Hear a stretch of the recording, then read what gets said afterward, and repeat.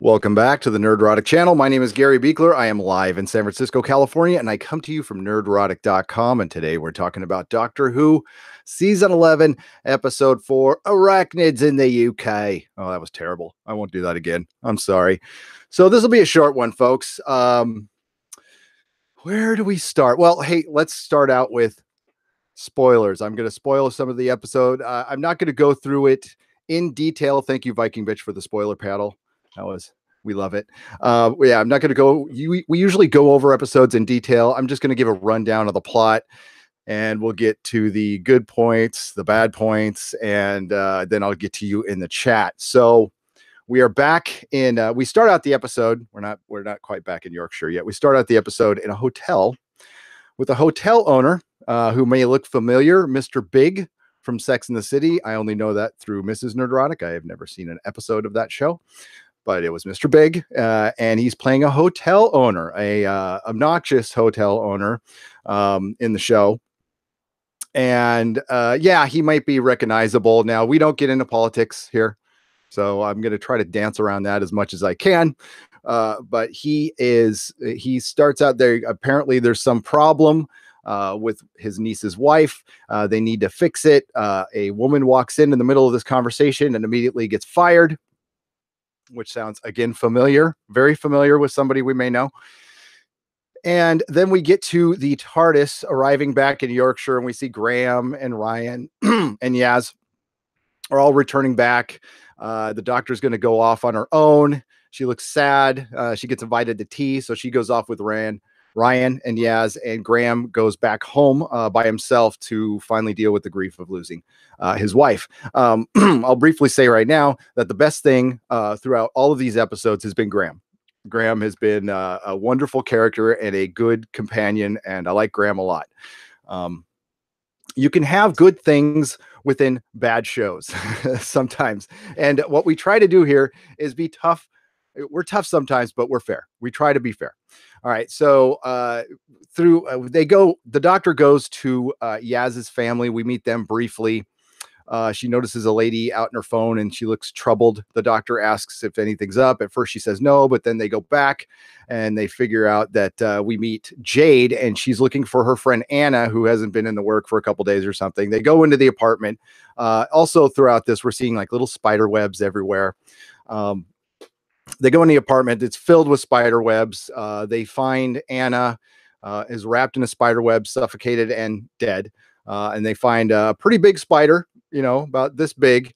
And they run from it, and they're trying to figure out what's going on. Now, apparently Jade is some sort of spider expert and knows that that's just a domestic spider that's obviously larger than it should be. And she's looking into it. The doctor susses out that Jade knows more than she's letting on. And she finally says, yeah, we have been actually genetically manipulating spiders to, get an enzyme to prolong life and also do something with the webbing. In the meantime, we have Graham. We're also dealing with the side story of Graham dealing with the grief of his wife. He goes back home and he's, smelling her clothes, and it's pretty sad. And he's seeing a vision of her basically telling him to move on. It's time for him to, he's got to take out the trash and do all this stuff on his own.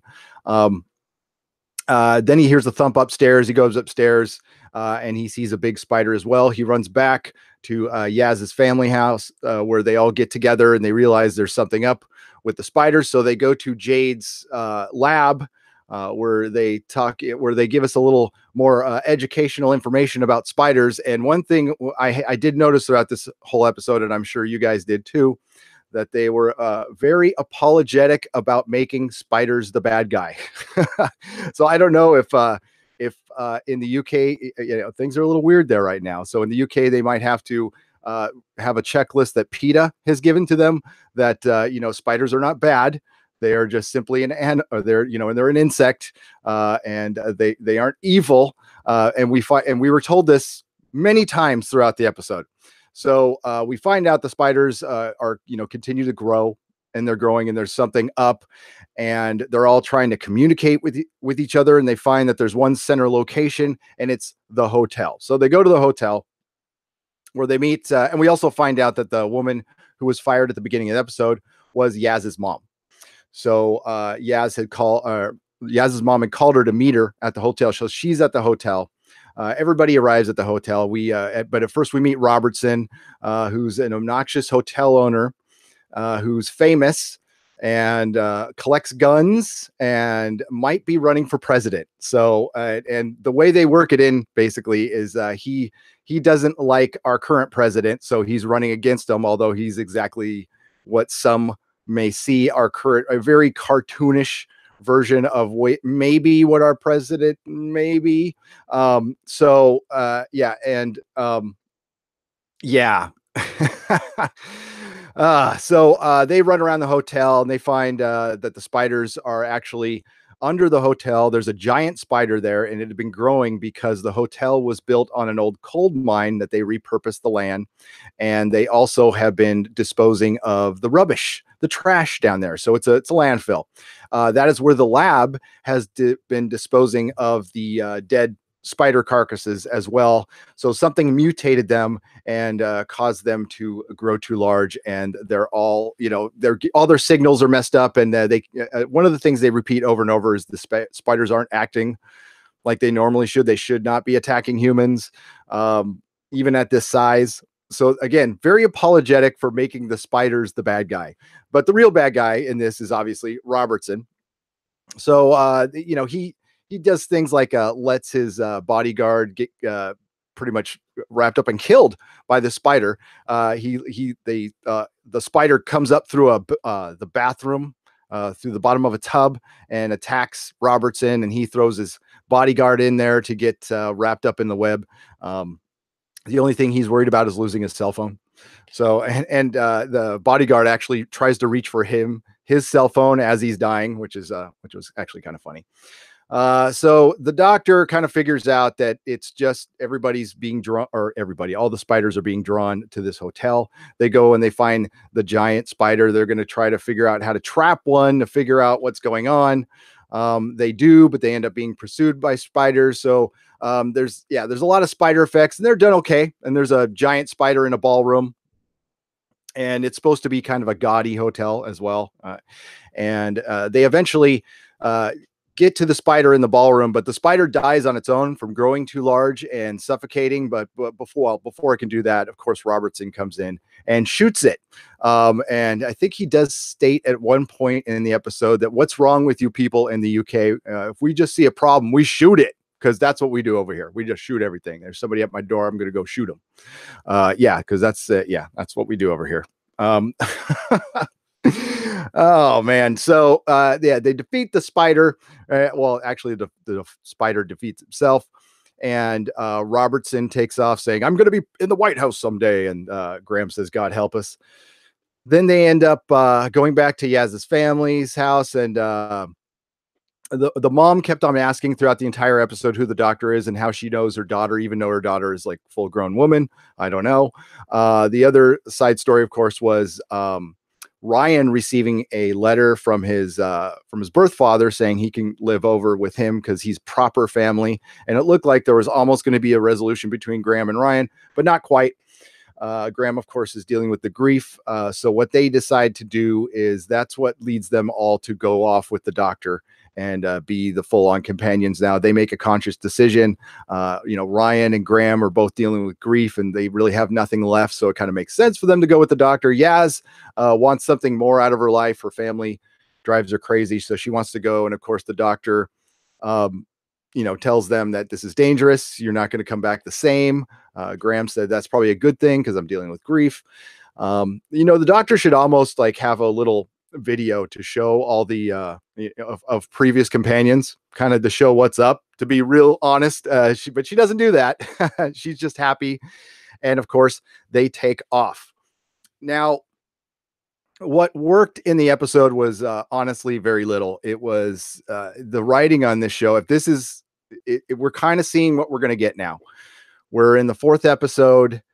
This is where, a show kind of gets its feet under it and they start running. If you think back to previous Doctor Who seasons, they didn't always start out perfect. Like, the first episode, the first official episode of Tenet was okay. It was all right. but they have better ones and it gets improves. But you can see early on in the Russell T Davey years, and even some in the early Moffat years, that they have some kind of they know where they're going. They know where they're going with their characters.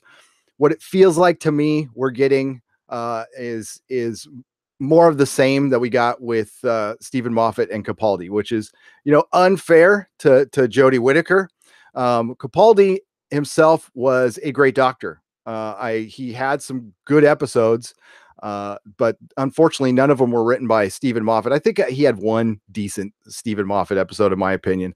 Jamie Matheson's Mummy on the Orient Express is my favorite Capaldi episode, and I think by far his best. And that one felt like a real true blue Doctor Who episode. The Missy stuff at the end was pretty good, I guess, but they never really, Missy was a good master. I really liked her, but they didn't do anything with her, in my opinion, after that. That was really entertaining. And as we know, the Capaldi era just turned into a bunch of one-off episodes, inconsistency. He felt like a different Doctor in different seasons. And again, he did the best he could. This is no shade on Capaldi at all. The guy was, like I said, he was a great doctor. I'll kind of look at him as the eighth Doctor, somebody who really didn't get his proper due, and if we keep getting writing like this, Jodie Whittaker, while not being the worst thing in the show at all, actually, she's one of the better things in the show. Her and Graham, and the companions are okay too. But the cartoonish bad guy that Robertson was, they only give him one name, and it was stupid. It was stupid, for lack of a better word. And it's just the kind of guy. It's like I said, it's a cartoon bad guy. That's all it was. Doctor Who has done better than this. Okay, a lot better than this. So it's starting to just look like a show in its 11th season. So let's get to the chat here. Like I said, the good in this episode, the Graham bits, and maybe the Doctor still acknowledging she's figuring herself out. Although it's blatantly a 10th Doctor with a little bit of 4th Doctor in there. The only thing she did do different that the other Doctor, at least Stephen Moffat's Doctor, would never go off and have tea with anybody, or Tennant wouldn't either. So that no domestics. So apparently the Doctor is over the possible PTSD from the Time War, which I doubt they're going to ever reference again. So let's get to the chat a little bit here. Thanks for allowing me to go over the episode, and here we go.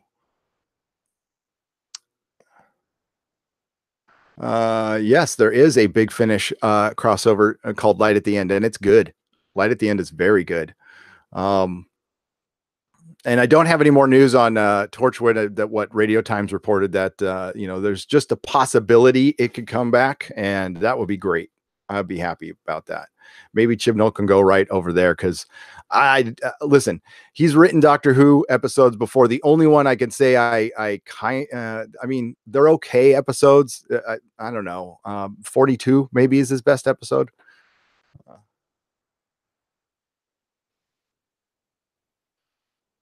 The Rainbow Doctor.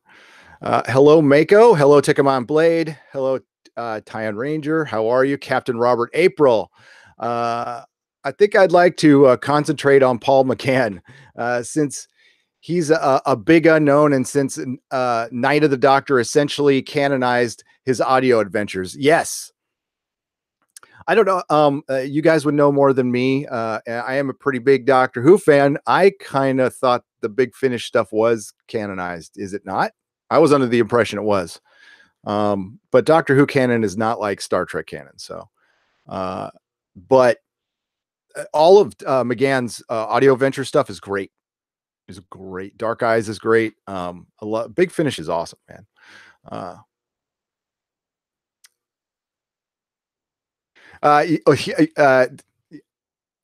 Mako, it was I saw what you did there when he says they implied he is a certain politician, but then said he's going to run against him. Very weird. No, it's actually, I mean, it's a way of doing it without, I mean, it's semantics basically. I mean, they I don't want to say his name and but he is a certain politician, and they just made him hate that certain politician to maybe stave off some arguments, but didn't work.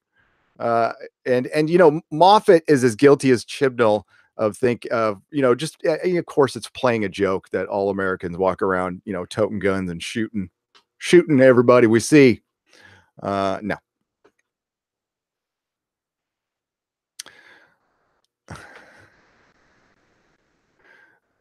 Stephanie, I wasn't, I would say I was very tepid on this episode. They tried to make it fun again. I'll give it that. They made an attempt at fun. The actors are okay. I can't, there's nothing bad about the actors except for, Chris Noth playing Robertson was just over the top and silly and dumb.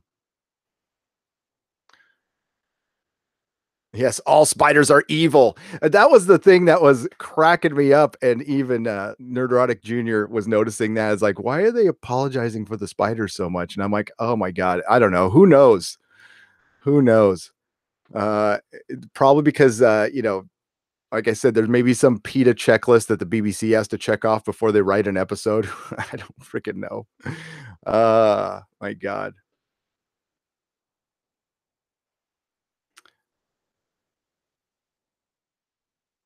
Yeah, you are correct, Captain Robert Abril. Considering the Doctor's history with giant spiders, he was rather magnanimous. And I immediately got Kill the Moon vibe in the beginning when I saw the first, it looked like a spider husk, but it was the spider. And I just thought, I'm like, oh God, they're not really bringing that back, are they? Are they phobia shaming me? I have arachnophobia. Are they shaming me for that? Yes, they are, Tian. Oh man. The Doctor, if the Doctor goes on this very long arc going from PTSD, Ninth Doctor, to this one, the logical that the 13th Doctor would be lenient and not want to kill. Yeah, this far in, yeah. That's I don't know how much connective tissue Chris Chibnall's Doctor is going to have with the previous seasons. They start, like I said, it's feeling like Moffat's run already. Moffat wanted to separate himself from Davies, not as much as Chibnall is. I mean, they did bring the Daleks in earlier, even though Davies doesn't own that stuff, but he didn't bring a lot of Russell T Davies stuff just to get Matt Smith's identity going. And yeah, it takes time, and everybody's going to do it different. But I don't think this was the writing is starting to concern me about this show. It really is. It really is.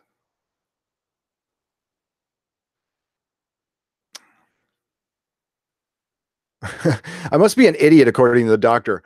I always have a knife, a pen, and a flashlight on me. Good things to have. You're not an idiot, Matthew. I will vouch for that. Silver Spike, who is somebody whose opinion I respect. I respect all your opinions, guys. The writing this week was rather pedestrian, but it's still finding its feet. It is, but it was real pedestrian. It was, it was written at a serious YA level. And, hey, there can be arguments made that Doctor Who is YA and there's tons of YA stuff in it. And that's fine. Not all YA is like horrid trash. A lot of it, some of it's good. Depends on the writer. It just depends on the writer. He has written all 4 episodes so far. And, usually, with Moffat's era, he would write the first 2 and then give other people a crack. So Chibnall's really I don't know if he's writing every episode this season. Probably not. Who knows? But if this is what we're going to get, I'm not too sure. Now, it's what I brought up in my ratings videos is, are people going to stay on? Of course, there was going to be a bunch of people in the beginning. There is always with a new Doctor, and especially with a female Doctor, there was going to be a lot more interest. And there was tons. It seems to me that, I mean, it's just a bigger hit in the UK than it is here. Although, admittedly, our ratings, the way we do our ratings over here is old and stupid. We need to, the UK does it much better than we do.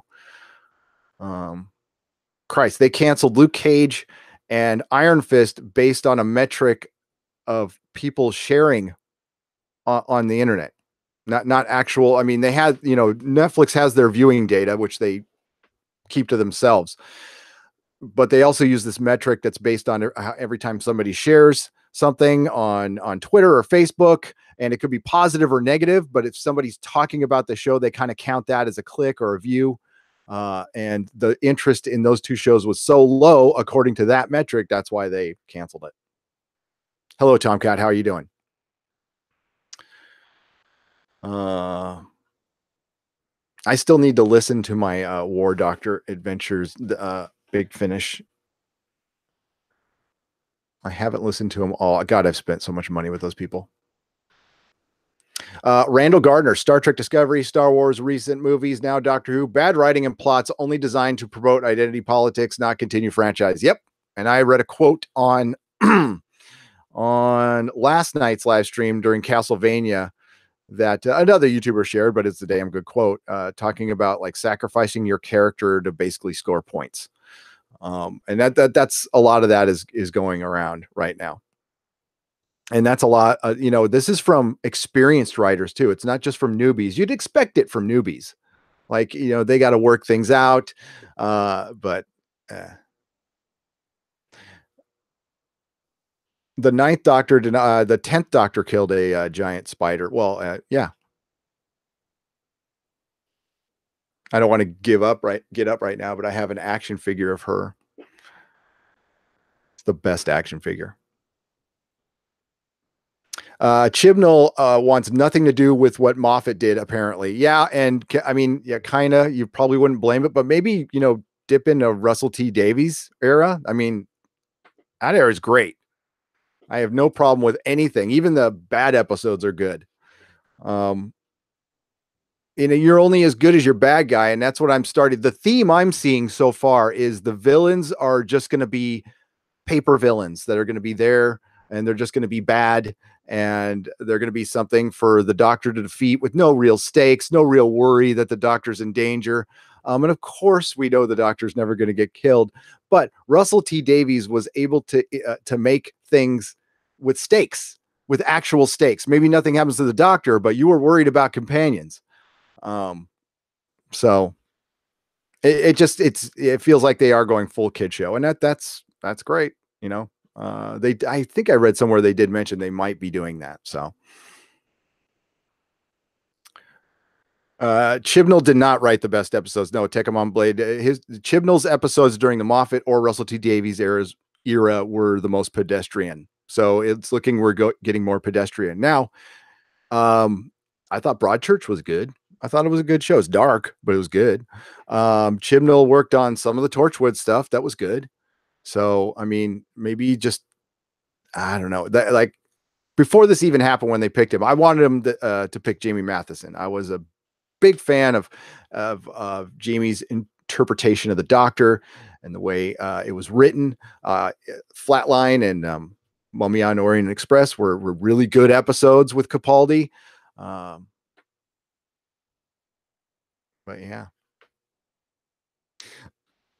Gratfather says Bloody Steven Universe is written better than Chibnall's Who. and it does represent better, and not that shoehorned somehow too. Yeah. It's not the politics themselves, it's how they're presented. Okay. But if it gets heavy-handed and stupid and ideological, then you lose a lot of your audience, and you also date your stuff. So nobody's going to, when they watch it, 10 years from now, it's going to look like it's 10 years old and sound like it's 10 years old. The Tenet stuff is timeless. It is timeless. You can watch that whenever. A show like, I bring it up a lot lately because I'm just got it into it. Farscape, timeless show. You can watch that whenever. Yeah, the effects are, but the storytelling is great. So, and I don't hate the effects that much. I temper my expectations for TV effects. I do. But if I'm like paying for something like a show like Titans, I expect better effects. Grandfather says, a Nerdrotic channel, cartoony villains are really at odds with sour about dead grandma, and Tennant cosplay Doctor Who too. Yes, Grandfather, well said. Graffader. I'm saying that right. Chibnall is the Silver Spike. You cut so deep on this one that it's good. Chibnall is the Ron Howard of Doctor Who. Safe but slightly dull if not careful. And that's what I said in my ratings video. Is fair or not to Jodie Whittaker, it needs to be extraordinary. It can't be pedestrian. It can't be just average. It can't be 6 to 7 out of 10 episodes. That's not going to hold your audience. You're going to hold your the Doctor Who audience that was there all the time, but even they're going to start. I mean, a lot of them started bowing out with Capaldi. And if you're trying to get the people who left during that era, and I always say Capaldi, it's not his fault. I should say Moffat. It's not his fault. Moffat era, my bad. You need to be extraordinary, and that sucks, but that's why you took the job. But maybe I'll see this one defense of Chibnall, but it's a weak one. Okay, it's a weak one. That maybe his hands are tied. Maybe writing Doctor Who is something you have to, after you get like you have to do after you check off like 3 pages of checklists, like do not offend animals, like, because we didn't want to offend the spiders. We really don't. They were just doing their job. They couldn't help it. They were bigger than they normally were. Forget the humans that died in the episode, but we were sad about the fucking spider dying. There was sad music, and like the doctor goes, "I'm so sorry," but the people suffocated that the spiders killed downstairs were left down there, by the way, not talked about again. What the hell, Chibnall? Oh my God. You don't want to be gone too long, DJ. I am wrapping this thing up. I have a time limit on these things. So, yeah. Less Clara. Well, there is less Clara. That is good, Tekkamon Blade. You're right. There is less Clara.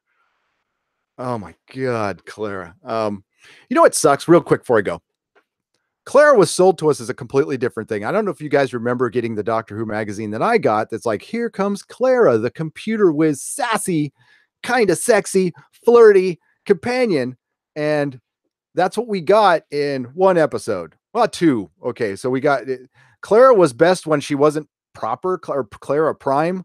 When she was in Asylum of the Daleks, she was absolutely charming, wonderful, great. In The Snowman, she was great. I'm all okay. If this is like, and then, just annoying and preachy and awful. I couldn't stand bloody Clara, says Silver Spike One. Yeah, they screwed up. If they would have kept her, and Jenna Coleman's show, again, go back and watch Asylum of the Daleks. That was like, she's flirting with Rory. It's great, but maybe we can't have flirting on BBC anymore. Maybe that's a bad thing. Well, have fun writing your television with apologetic spider talk and no flirting. If you just want to make people sad all the time, that's fine. The Graham thing, like I said, Graham is wasted in this show. He's so well done. So Mr. Pink rules the Cybermen. Oh God, don't remind me of that, Ed Brewer. Oh God. Oh, geez. And Leftwich Stewart as a Cyberman. He comes back as a Cyberman and just waves to the doctor. Not like, kill me, I'm in this armor that's keeping me alive. That's like hell. No, he just flies away with Mr. Pink. Yeah, there we go. All right, I'm trying to keep these a little shorter for the people who watch these as a video. So I do apologize. Thank you all for joining me in the chat. If you want to continue talking about Doctor Who, please join me for the Nerdrotic Nooner every Monday at 9:30 p.m. Pacific time, and we can talk all the Doctor Who you want there, and we can keep talking about like, what the hell are they doing with this show? It's sad. It's really sad. Yes, there's going to be the defenders. There always is. I just warn people that as I have somebody who's done this myself with many properties where I defended stuff even while I knew it was bad out of loyalty to the brand. If you want to be loyal to a brand, you want a brand to get better, you can't buy the stuff that's bad. All right. Now, is this awful, horribly bad? No, it's just very, very average.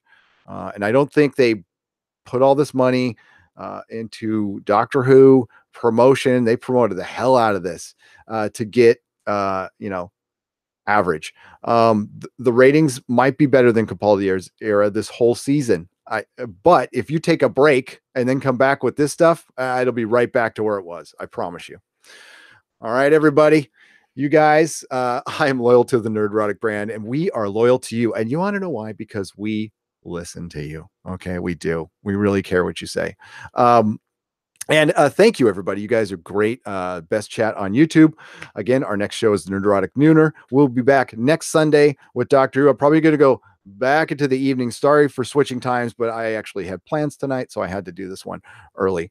And we're also good. If you like a show called Castlevania on Netflix, check it out. It's awesome. We will be reviewing it Monday night. May the small folks sing songs of your greatness. And thank you to our patrons. You're awesome.